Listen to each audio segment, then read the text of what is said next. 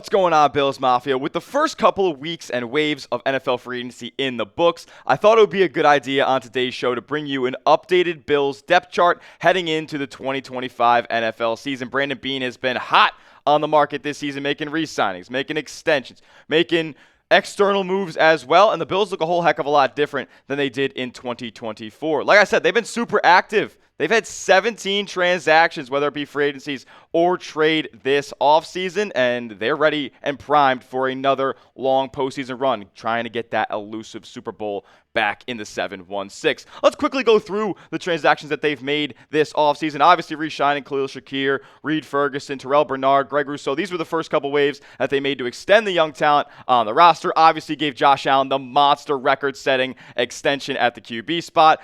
Gave him a weapon in Josh Palmer. Signing Michael Hecht. We'll talk about that more later. Also, Ty Johnson back on a 2-year deal. Reggie Gilliam. Joey Bosa, the big splash on the defensive line of the offseason, as well as Larry Ogunjobi, who's also suspended. We'll talk about that more. DeMar Hamlin back on a 1-year deal. Derek Forrest, some more depth at safety. Laviska Shenault, Dane Jackson, and then Kendrick Green they added on the offensive line from the Houston Texans. So 17 total transactions. Absolutely a ton here coming up to Orchard Park. And I can't wait for all these new faces and returning players to come back for Buffalo. Now, before we get into the actual depth charts on the roster, guys, we are fast on our way to 3,000 subscribers here on the Bills Breakdown. We're only 38 away from 3K. We upload daily Buffalo Bills content here on YouTube. News, rumors, draft, everything that you want to know about your Buffalo Bills. So we need 38 diehard Bills fans to go down below and hit that big red sub button. Totally free. Lock us in as your #1 spot for Bills content on YouTube. All right, let's get into the QB depth chart. And no real surprises here. Josh Allen, QB1, got the record-setting deal. And let's be honest, this guy is the best player in football when it all comes down to it. You got some depth behind him. Mitch Trubisky coming back, Shane Buechele, Mike White there at the QB4. And it just boils down to this. The Bills have number 17, and you don't. Like, they are far and away in a better spot than, let's be honest, 99% of NFL franchises out there. Yeah, you can argue Mahomes, but guess what? I'd rather have, if you just put them out on the football field with the same players around them, same coaching staff, give me number 17. As long as the Bills have Josh back there, they will be in a good spot, and they'll be a playoff team for years to come. Moving on to the running backs, though. James Cook going to lead the way at RB1. Still under contract. We'll talk about his extension in a moment. But you re-signed Ty Johnson. You got Ray Davis, the power runner, back there. You signed Darrington Evans. And you still got Frank Gore Jr., the young back there as well. I love the versatility of this running back room. You have a guy in Cook who's a big playmaker. You have a guy in Ty Johnson who can be a good third down back who can catch the ball out of the backfield. And then you have that in between the tackles guy who can go shed off tacklers like a Ray Davis. I love this running back room, and I think that they're going to make big plays like they did last year as well. Specifically, we know number 4, James Cook, who is due for an extension, due for some big money after a stellar age 25 season, where he was over 1,000 yards once again. He, was able to bust 60-yard touchdowns whenever he felt like it. And the Bills are going to have to compensate him for that type of performance. Like, he wants $15 million a year. I'm not sure if he's going to get that at this point. Maybe something along the lines of $12 million a season with incentives to get it up to 15 if he continues to ball out. I loved what I've seen from James Cook and how he's progressed and how he has limited the turnovers and the fumbling in his game. He has become a staple and arguably the best weapon in the Buffalo Bills offense. Brandon Beane's going to have to open the checkbook sooner rather than later.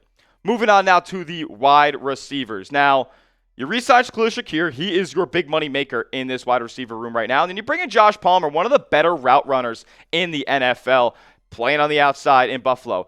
Also, Keon Coleman heading into a big year, too. You got some decent depth behind him as well. You bring in Laviska Shenault. You got Curtis Samuel coming back and a couple of guys who are going to be fighting for those roster spots at the wide receiver spot. But I want to really focus on Keon Coleman here. The Bills coaching staff, the Bills front office, they have signaled that they are looking for a monster year 2 and a lot of progression out of Keon Coleman. This is going to be their wide receiver 1 of the future, it seems, at this point. They took him very, very early in the second round of the NFL draft last year, and, the rookie season was solid, right? I mean, 556 yards, 4 touchdowns. He's a big frame receiver, not going to have that burner speed, but he's only 21 years old. This is a super, super young and raw receiver, and he has a lot to improve on in his game. Hopefully, he becomes that wide receiver one. We could see him inch closer to a 1,000-yard season this year. There isn't a ton of competition out there in the Bills receiver room if you're talking about guys who are going to be instant 1,000-yard guys. You know, you lose Amari Cooper when we're not sure whether or not he's going to come back. It seems like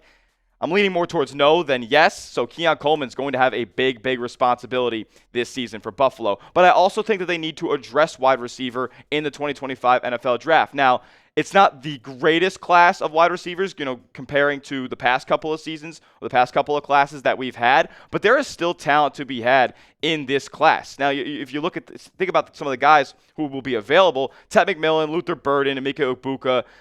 They might not be available at 30 when Buffalo's up in the first round. But there are rumors of Buffalo being willing to trade up in the first round of the NFL draft, maybe selecting one of these guys. Maybe you get the surefire guy out of Texas and Matthew Golden there at 30. Trey Harris is a name that I've talked about with the Bills having 2 second-round picks. Jack Besh, the big play receiver out of TCU. I watched a ton of his tape this year. He is awesome. Really came out of nowhere this year. A gadget guy like Savion Williams out of the same frogs. And then you got the speedster Isaiah Bond down there as well if they want to think about a guy later on day 2. But there's a lot of names out there. And I'm not sure the Buffalo's going to go wide receiver with their first overall pick. So that's why those first couple of names on the list might not be in reach for the Bills. But let me know down in the comments section. Name a wide receiver that the Bills should draft in 2025. I think they need to address this at some point late April. So let me know.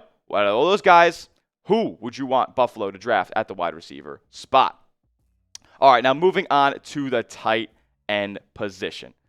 It's interesting, right? You see Dawson Knox at tight end 1, and he was kind of being utilized more down the stretch and into the postseason than Dalton Kincaid was, somebody who Buffalo took in the first round a couple of seasons ago.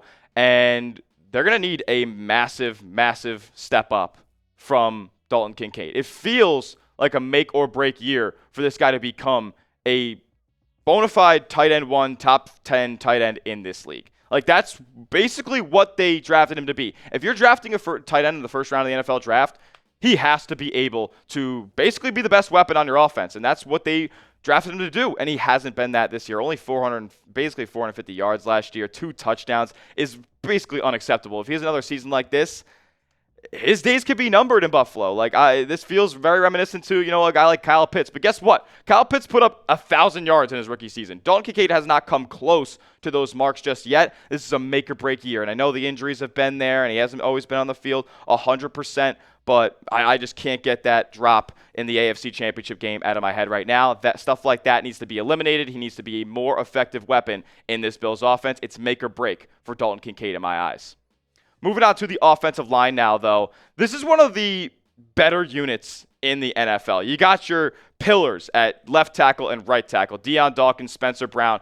One of the best tackle tandems in the NFL. And then you got David Edwards, Connor McGovern shoring things up in the interior with Osiris Torrance. You have some decent depth behind these guys, but nothing that you're, hoping that will end up being starters at some point this season. I would say that this unit for Buffalo is the league's most underrated unit. Josh Allen was barely pressured at all in the postseason, and I just want them to continue to do that. Keep going. They ended up adding Kendrick Green for some depth at free agency in the offseason, but I like the starters that they have out there right now. Another position group that you could address at some point later on in the draft to go out there and get more depth. But I love this unit. I think it's one of the better ones in the NFL at this point. Moving on to the defensive side of the football. Now you see the new and improved Bills defensive line locking up Greg Rousseau for a 4-year extension. You got DeQuan Jones and our guy Ed Oliver there at the D tackle spots. And then you bring in Joey Bosa on that 1-year, $12 million deal. I'm expecting big things out of him as long as he can stay out there on the field. He's dealt with injuries over the past couple of seasons. You also have depth behind these guys, though. Michael Hecht and Larry Ogunjobi were your free agency signings. However, they're also suspended 6 games. Not exactly ideal for Bills fans. They knew about the Michael Hecht suspension that was looming due to PEDs, but they did not know about the Larry Ogunjobi one. And I think they had said that if they ended up knowing about that, they would have not signed Larry Ogunjobi. So kind of a misstep by Buffalo, and a misstep and kind of bullshit, to be honest with you, by Larry Ogunjobi. That's not that. I know you don't have to reveal it, but they should kind of change the rule on that so teams don't get absolutely screwed. These guys are going to miss 6 games. I don't think it's going to be the worst thing in the world for Buffalo, but at the end of the day, they still need to improve the interior of that defensive line, and they could do that in the draft upcoming. Many mocks this offseason have Kenneth Grant out of Michigan projected to go to the Buffalo Bills. Like pretty much any mock that you see out of all the NFL analysts out there, they got Kenneth Grant. Just penciled him right in to the Buffalo Bills there at 30, but you never know. What is the number one crux of this Buffalo defensive line over the past couple of years? That they cannot stop the run. And Kenneth Grant is a big body who can shore up the nose and be able to get that done. So potentially look for the big man out of Michigan to be playing on Buffalo next year if he falls to Buffalo at 30 overall. Now, moving on to players who play off the ball. Our guy, Matt Milano, and Terrell Bernard here at the weak side linebacker and the Mike spot. And then you have some good depth behind these guys as well. Some young players like Dorian Williams. You have Balin Spector, my guy, Buffalo Joe Andreessen, the pride of Lancaster, New York. Shout out to my guy, Joe. But this group is one of Buffalo's better position groups at this point. And that's why I think a guy like Milano, and now I know, don't kill me in the comments section, could be on the block. Like, they can maybe get a day 3 pick out of this guy. Somebody who they spent a 5th round pick and developed and saw become an all-pro level player. But he's only played 9 games in the last 2 seasons. He hasn't been able to be out there on the field for Buffalo and be that effective player. He's on the wrong side of 30 now at this point. It seems to me like he could be on the chopping block with only 1 year of guaranteed money left on his deal. He will become a free agent in 2026. Could Buffalo go out there and snag another day 3 pick if they wanted to, get rid of Milano and feel comfortable with the rest of the depth that they have at the off-ball linebacker spot? Now moving to the secondary, we'll go to my guy Christian Benford, Taron Johnson, and Jamarcus Ingram.